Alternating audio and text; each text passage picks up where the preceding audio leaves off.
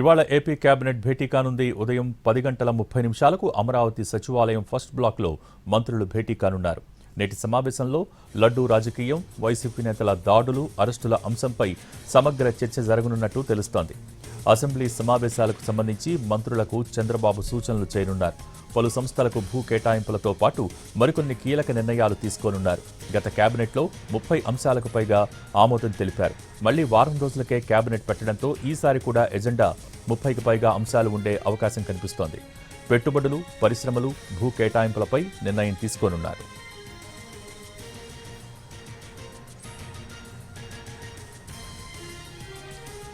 Cabinet సమావేశం agenda ముగిసిన తర్వాత తాజా రాజకీయ పరిణామాలు ప్రధానంగా చర్చకొచ్చే అవకాశం ఉంది.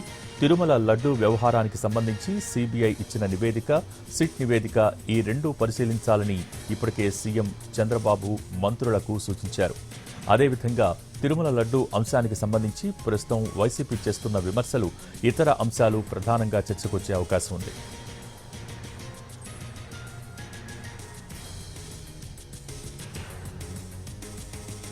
అంబటి రాంబాబు, జోగి రమేష్ చేసిన వ్యాఖ్యలు, వీటి మీద కూడా ప్రధానంగా కేబినెట్ తర్వాత చర్చకు వచ్చే అవకాశం కనిపిస్తోంది.